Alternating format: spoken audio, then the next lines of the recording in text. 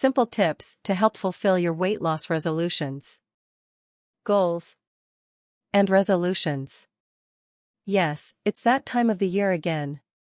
Why is it that every time January 1st comes around, everyone starts to think about their new resolutions for the year? Or perhaps new isn't the correct word, perhaps recycled is more apt. After all, isn't it true that for most people, resolutions are made to be broken? Goals are a wonderful way to inspire us towards getting the things in life that we want, but more often than not, they simply end up unattained and we get frustrated, again, at the end of the year. But it doesn't have to be so. Really.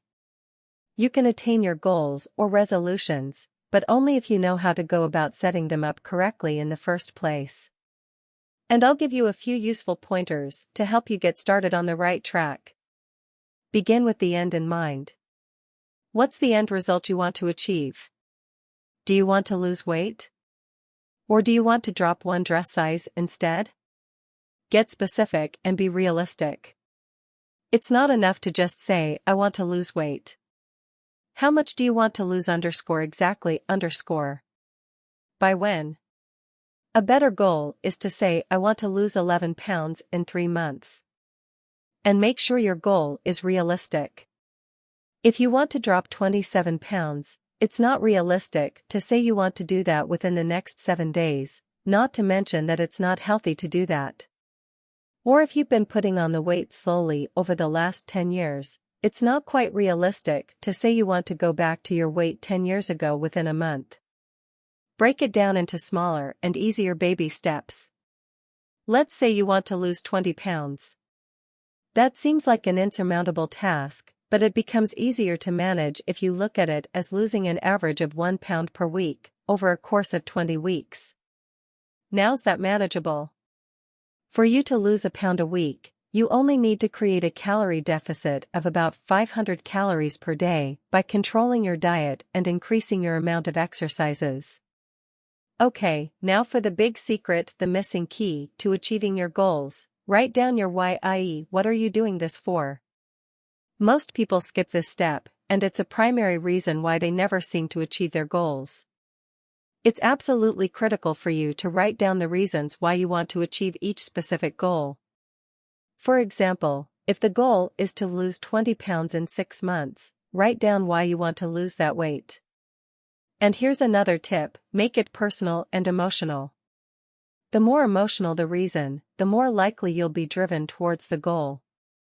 So, let's say you've got kids.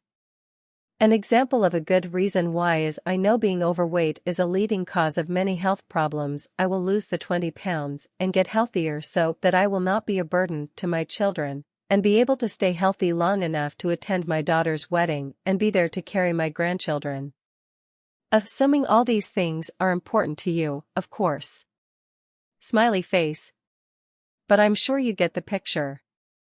Write it down and put it up. It's usually not good enough to just think of the goals in your head. You need to write down all your specific goals and the reasons why, and then paste it up where you will look at it every day. Don't write it down on a notebook and chuck that inside the drawer. Instead, paste it up on your dressing table mirror, or anywhere else that is in plain sight. Remember, out of sight, out of mind.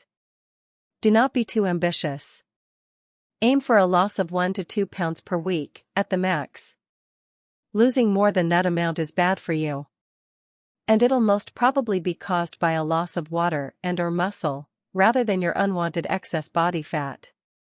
Be realistic and go with the flow. The pounds didn't come on overnight, so don't expect them to disappear in a jiffy too. And sometimes the weight loss isn't as fast or as much as planned. But don't get stressed out, because stress will only add on the pounds.